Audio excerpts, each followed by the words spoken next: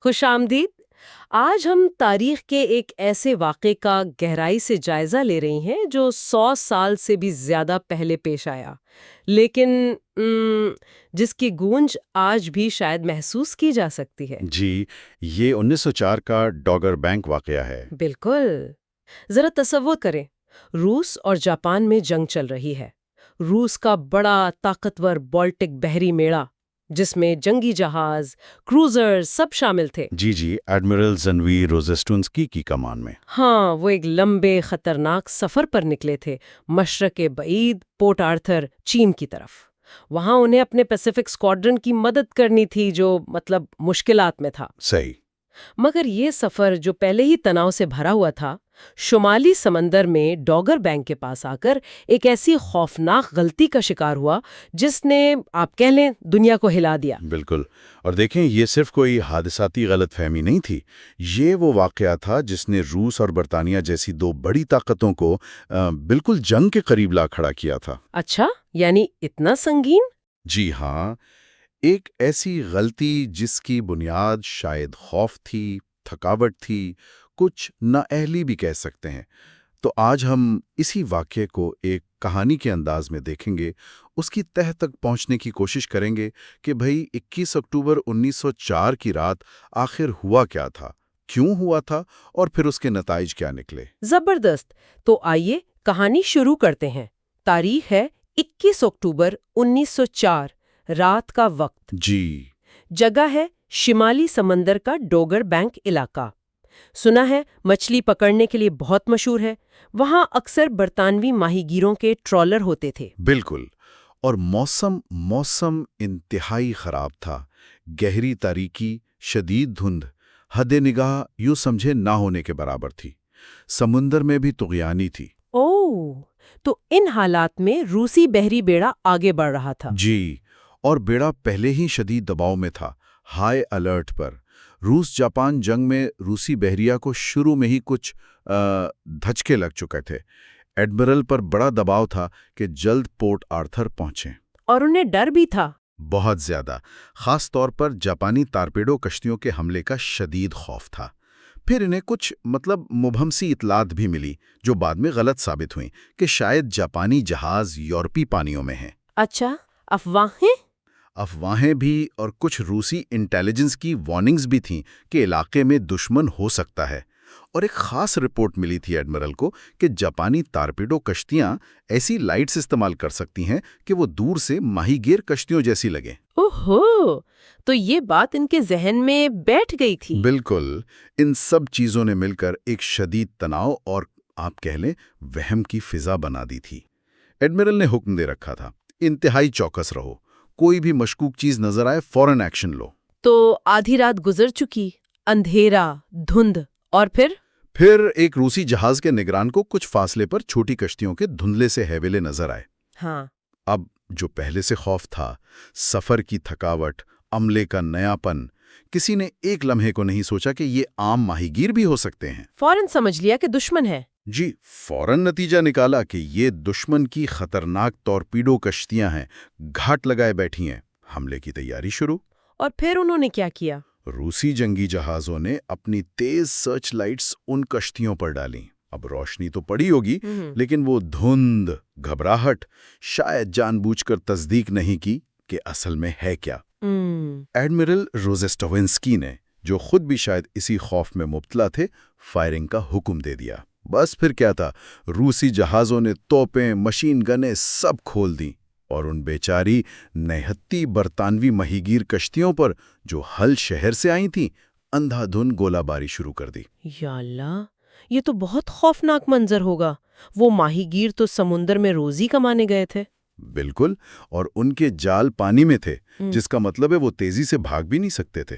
اور اچانک رات کے اندھیرے میں ان پر موت برسنے لگی۔ یہ گولہ باری کوئی 20 منٹ تک وقفے سے جاری رہی۔ 20 منٹ تک؟ جی، روسی جہاز اندھیرے میں حرکت بھی کر رہے تھے اور فائرنگ بھی۔ نقصان کتنا ہوا؟ نقصان بہت المناک تھا۔ ایک برطانوی ٹرالر تھا کرین، وہ تو ڈوب ہی گیا۔ اس کا کپتان اور بوٹسوین جو کشتی کا ایک اہم ملا ہوتا ہے، وہ موقع پر ہی مارے گئے۔ افو، کم از کم 4 اور ٹرالر تھے، مینو، مولملن، سنائپ، وہ یا تو تباہ ہوئے یا انہیں شدید نقصان پہنچا۔ 6 اور ماہی گیر زخمی ہوئے، ان میں سے ایک بیچارہ تو کئی مہینے بعد زخموں کی وجہ سے چل بسا۔ بہت افسوسناک۔ اور کیا بس یہی ہوا؟ نہیں، بات یہیں ختم نہیں ہوئی۔ اس افراتفری میں، اس بدحواسی میں روسیوں نے ایک اور بڑی غلطی کی۔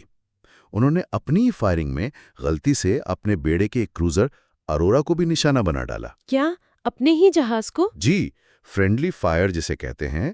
اس میں ایک روسی ملا اور ایک روسی آرتھوڈاکس پادری جو جہاز پر تھے وہ مارے گئے۔ یہ بات روسیوں کے لیے بعد میں بڑی شرمندگی کا باعث بنی۔ یقیناً بنی ہوگی۔ بالکل، انہوں نے بعد میں کوشش بھی کی اس بات کو چھپانے کی، لیکن وہ کامیاب نہیں ہوئے۔ قریب جو برطانوی ساحلی وائرلیس اسٹیشن تھے نا، ہاں، انہوں نے روسی جہازوں کے کچھ ریڈیو پیغامات پکڑ لیے، جن سے یہ بات کھل گئی۔ خیر، تقریباً 20 منٹ بعد جب روسیوں کو لگا کہ بھائی سامنے سے تو کوئی جواب نہیں آ رہا، ہاں، کوئی جوابی فائرنگ نہیں۔ جی، اور شاید سرچ لائٹ میں تباہی کا کچھ اندازہ ہوا ہوگا، تب ایڈمرل نے فائر بندی کا حکم دیا۔ تب جا کر انہیں اندازہ ہوا کہ ان سے کتنی خوفناک غلطی ہوئی ہے۔ لیکن پھر انہوں نے مدد کی زخمیوں کی؟ یہی تو سب سے قابل مذمت بات تھی۔ غلطی کا احساس ہوا، تباہی دیکھی، لیکن روسی بیڑا وہاں رکا نہیں۔ رکا نہیں؟ جی نہیں، نہ زخمیوں کی مدد کی، نہ بچ جانے والوں کو بچانے کی کوشش کی۔ شاید شرمندگی تھی، گھبراہٹ تھی، یا یہ ڈر کہ سفر میں مزید دیر ہو جائے گی۔ وہ وہاں سے تیزی سے آگے نکل گئے، بالکل بے خبر کہ ان کا یہ کام برطانیہ میں اور پوری دنیا میں کتنا بڑا طوفان کھڑا کرنے والا ہے۔ یہ تو بہت ہی غیر ذمہ دارانہ حرکت تھی۔ بالکل، تو یہاں بنیادی سوال اٹھتا ہے، آخر یہ سب ہوا کیسے؟ مطلب ایک پورا نیول فلیٹ، ایک تجربہ کار ایڈمرل کیسے اتنی بڑی غلطی کر سکتا ہے کہ مچھلی پکڑنے والوں کو دشمن سمجھ بیٹھے؟ کیا یہ صرف نااہلی تھی یا کچھ اور بھی تھا؟ ہاں، یہ واقعی سمجھ سے باہر لگتا ہے۔ یہ صرف ایک لمحے کی بھول چک تو نہیں لگتا ہے کئی چیزیں مل گئی تھیں۔ بالکل درست کہا آپ نے۔ اس کی جڑیں کئی باتوں میں ہیں۔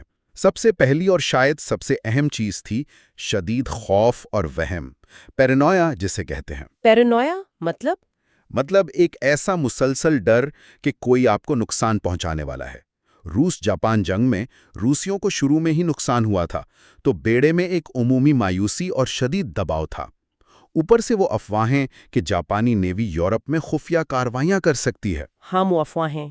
انہوں نے اس خوف کو اور بڑھا دیا۔ اور آپ نے بتایا تھا کہ انٹیلیجنس سے بھی کچھ وارننگز تھیں؟ جی، اگرچہ وہ مبہم تھیں لیکن وارننگز تھیں کہ دشمن علاقے میں ہو سکتا ہے۔ خاص طور پر تارپیڈو کشتیوں کا خوف بہت زیادہ تھا۔ وہ زمانے کی نئی ٹیکنالوجی تھی نا، چھوٹی تیز کشتیاں جو اندھیرے میں چھپ کر بڑے جہاز کو بھی ڈبو سکتی تھیں۔ صحیح۔ اور وہ رپورٹ کہ جاپانی کشتیاں خود کو ماہی گیر کشتیوں جیسا دکھا سکتی ہیں، وہ تو جیسے ایڈمرل کے دماغ پر سوار ہو گئی تھی۔ اچھا، یہ خوف پہلے بھی کبھی ظاہر ہوا تھا؟ ہاں، یہ دلچسپ بات ہے۔ یہ پہلا موقع نہیں تھا کہ اس بیڑے نے بلا وجہ فائرنگ کی ہو۔ کچھ عرصہ پہلے جب یہ ڈنمارک کے پاس سے گزر رہے تھے تو انہوں نے کچھ ڈینش ماہی گیروں پر بھی فائرنگ کر دی تھی۔ کیا؟ کیوں؟ وہ بیچارے تو صرف کونسلر کے کوئی پیغامات لے کر آ رہے تھے، وہ تو صرف اس لیے بچ گئے کہ روسیوں کا نشانہ ٹھیک نہیں لگا تھا۔ ارے باپ رے، تو یہ ذہنیت پہلے سے بن رہی تھی؟ جی، لگتا تو یہی ہے۔ تو ایک طرف تو یہ شدید خوف اور غلط معلومات تھیں، دوسری طرف عملے کی تربیت کا مسئلہ تھا۔ ہاں، یہ بھی اہم نقطہ ہے۔ آپ نے کہا تھا کہ عملہ ناتجربے کار تھا۔ بالکل، بیڑے میں ایک بڑی تعداد نئے بھرتی کیے گئے ملاحوں کی تھی۔ بہت سے تو کسان یا مزدور تھے جنہیں زبردستی نیوی میں لایا گیا تھا۔ انہیں جنگی حالات کا کوئی تجربہ نہیں تھا، ان کی ٹریننگ بھی ناکافی تھی۔ خاص طور پر یہ کہ مشکل موسم میں رات اور دھند میں مختلف قسم کے جہازوں کو پہچاننا کیسے ہے۔ تو وہ پہچان ہی نہیں پائے ہوں گے؟ شاید نہیں۔ اور پھر تربیت کی کمی کے ساتھ ساتھ اس رات کمیونیکیشن یعنی رابطہ وہ بھی بالکل فیل ہو گیا۔ وہ کیسے؟ دیکھیں، دھند، رات، پھر فائرنگ کا شور، اس افراتفری میں جہازوں کے درمیان یا اوپر کمانڈ تک صحیح بات چیت تقریباً ناممکن ہو گئی ہوگی۔ احکامات شاید ٹھیک سے سنے نہیں گئے، سمجھے نہیں گئے، یا بغیر تصدیق کے ان پر عمل ہو گیا۔ یوں لگتا ہے کہ ایڈمرل کے فائرنگ کے فیصلے کو کسی نے ٹھیک سے چیلنج ہی نہیں کیا یا اس پر سوال نہیں اٹھایا۔ یعنی ایک طرح سے کمانڈ سٹرکچر بھی ناکام رہا؟ جی، کہہ سکتے ہیں۔ اور آخر میں اس وقت کی ٹیکنالوجی کی حدود کو بھی نہیں بھولنا چاہیے۔ آج تو ریڈار ہے، بہت کچھ ہے۔ ہاں، آج تو فرق کرنا آسان ہے، جی لیکن 1904 میں جہاز رانی کے سگنل دینے کے نظام بہت بنیادی سطح کے تھے۔ رات اور دھند میں آنکھوں سے دیکھ کر ہی پہچاننا تھا، اور وہ بھی قابل اعتبار نہیں تھا۔ تو خراب موسم نے بھی اس غلط فہمی میں بڑا کردار ادا کیا۔ تو خلاصہ یہ ہوا کہ یہ کوئی ایک وجہ نہیں تھی۔ بالکل نہیں، یہ تھا شدید خوف، غلط انٹیلیجنس، عملے کی ناتجربگی، کمیونیکیشن کا فیل ہونا، خراب موسم اور ٹیکنالوجی کی حدود۔ ان سب نے مل کر وہ پرفیکٹ سٹارم یا کامل طوفان بنایا جس کا نتیجہ ڈوگر بینک کی تباہی نکلا۔ اچھا، جب اس واقعے کی خبر برطانیہ پہنچی ہوگی تو وہاں تو کہرام مچ گیا ہوگا؟ کہرام سے بھی زیادہ، شدید غم و غصہ۔ یہ صرف شہریوں کی ہلاکت کا معاملہ نہیں رہا تھا۔ روسی بیڑے کا زخمیوں کی مدد کیے بغیر بھاگ جانا، یہ بات برطانوی عوام کے لیے ناقابل برداشت تھی۔ ہاں، یہ تو واقعی بہت برا تھا۔ اخبارات نے تو آگ لگا دی، روسیوں کو بحری قزاق، وحشی، کیا کچھ نہیں کہا گیا۔ لندن کے مشہور اخبار دی ٹائمز نے لکھا کہ یہ سوچنا بھی مشکل ہے کہ کوئی ملاح کہلانے والا 20 منٹ تک ماہی گیروں پر گولیاں برساتا رہے اور یہ بھی نہ دیکھے کہ وہ ہیں کون۔ تو حکومت پر دباؤ آیا ہوگا؟ شدید دباؤ، عوامی غصہ اور قومی وقار کا سوال بن گیا تھا۔ برطانوی حکومت نے بہت سخت رد عمل دکھایا۔ بات اتنی بڑھ گئی کہ برطانیہ اور روس میں جنگ کا خطرہ پیدا ہو گیا۔ جنگ کا خطرہ؟ صرف اس واقعے پر؟ جی ہاں، برطانوی رائل نیوی کو ہائی الرٹ کر دیا گیا۔ ان کے 28 جنگی جہازوں والے چینل فلیٹ کو تیار رہنے کا حکم ملا۔ کروزر اسکواڈرن کو کہا گیا کہ روسی بیڑے کا پیچھا کرو، اسے اسپین تک نہ جانے دو۔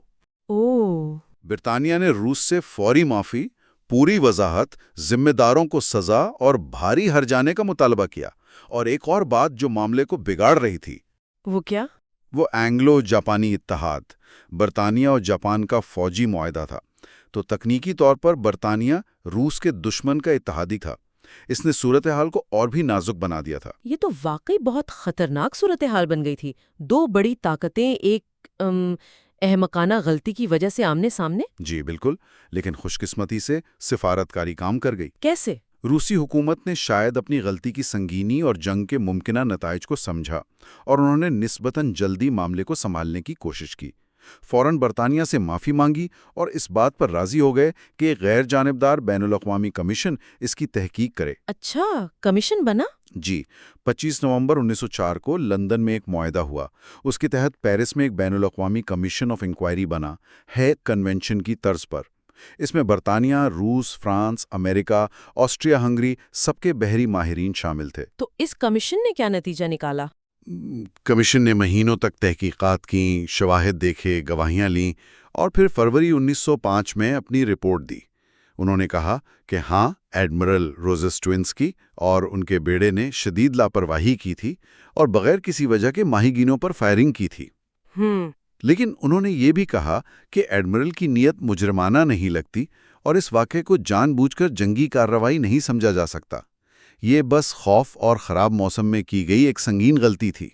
تو اس سے معاملہ کچھ ٹھنڈا ہوا؟ جی، اس فیصلے نے دونوں ملکوں کو جنگ سے بچنے کا ایک، آپ کہہ لیں، باعزت راستہ دے دیا۔ کمیشن کی سفارش پر روسی حکومت نے متاثرہ ماہی گیروں اور مرنے والوں کے خاندانوں کو ہرجانہ دینے پر اتفاق کیا۔ 66,000 پاؤنڈ۔ 66,000 پاؤنڈ؟ یہ تو اس زمانے میں بہت بڑی رقم ہوگی۔ بہت بڑی رقم تھی، آج کے لاکھوں پاؤنڈ کے برابر۔ یہ رقم ادا ہونے کے بعد سفارتی بحران تو ختم ہو گیا، جنگ ٹل گئی، لیکن تعلقات میں جو ایک کھچاو آ گیا تھا وہ کافی عرصے تک رہا۔ تو وقتی طور پر تو جنگ ٹل گئی، لیکن کیا اس واقعے کے کوئی لمبے عرصے تک چلنے والے اثرات بھی ہوئے؟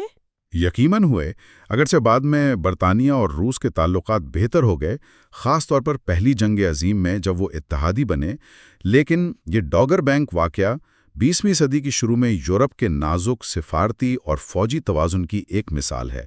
یہ دکھاتا ہے کہ کیسے ایک چھوٹا سا واقعہ بھی غلط فہمی اور خوف کی وجہ سے کتنا بڑا تصادم شروع کر سکتا ہے۔ اور خود روس کے لیے کیا نتائج نکلے اس کے؟ صرف شرمندگی؟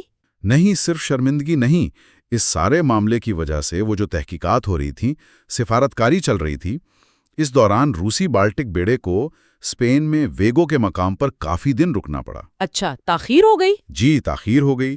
ان کا سفر جو پہلے ہی لمبا اور مشکل تھا، وہ اور لمبا ہو گیا۔ کچھ تاریخ دان یہ سمجھتے ہیں کہ یہ تاخیر بھی ان وجوہات میں سے ایک تھی جس کی وجہ سے بالآخر مئی 1905 میں سوشیما کی جنگ میں جاپانی بحریہ نے روسی بیڑے کو مکمل طور پر تباہ کر دیا۔ او، سوشیما کی جنگ، وہ تو بہت بڑی شکست تھی روس کی۔ جی، روس کی تاریخ کی بدترین بحری شکست۔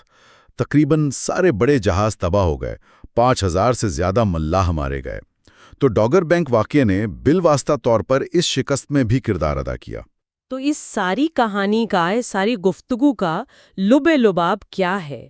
کیا سبق ملتا ہے اس سے؟ دیکھیں، ڈاگر بینک کا واقعہ تاریخ کا ایک اہم سبق ہے۔ یہ ہمیں یاد دلاتا ہے کہ جنگ اور تنازع کے ماحول میں خوف، تھکاوٹ، غلط معلومات، کمیونیکیشن کی ناکامی، یہ سب کتنے تباہ کن ہو سکتے ہیں، چاہے براہ راست حملہ کرنے کا ارادہ نہ بھی ہو۔ یہ دکھاتا ہے کہ فیصلے کرنے میں انسانی عنصر، جذبات، تعصب، دباؤ کتنا اہم ہے۔ اگرچہ اس واقعے سے فوراً بڑی جنگ نہیں ہوئی، لیکن جیسا ہم نے دیکھا، اس نے روس کی کمزوری ظاہر کی، اس کی شکست میں کردار ادا کیا، اور اس شکست نے یورپ میں طاقت کا توازن بدلا۔ وہ توازن جس کا بگڑنا آگے چل کر پہلی جنگ عظیم کی وجوہات میں سے ایک بنا۔ واقعی تاریخ کا ایک بظاہر چھوٹا واقعہ، لیکن اس کے دھاگے کتنی دور تک جاتے ہیں۔ آج کی یہ بات چیت واقعی یہ سوچنے پر مجبور کرتی ہے کہ بین الاقوامی تعلقات میں غلط فہمیاں اور خوف کتنے خطرناک ہو سکتے ہیں۔ اور شاید ایک آخری نقطہ سوچنے کے لیے یہ ہو سکتا ہے، آج 100 سال سے زیادہ گزر گئے، ہمارے پاس فوری رابطے ہیں، سیٹلائٹ ہیں، ریڈار ہے، بہتر انٹیلیجنس ہے۔ کیا ہم یقین سے کہہ سکتے ہیں کہ ایسی غلطی اب نہیں ہو سکتی؟ یہ تو بڑا اہم سوال ہے۔ کیا ٹیکنالوجی انسانی فیصلوں میں خوف، تعصب اور دباؤ کے عنصر کو ختم کر سکتی ہے؟ یہ سوال آج کی اس غیر یقینی دنیا میں شاید پہلے سے بھی زیادہ اہم ہے۔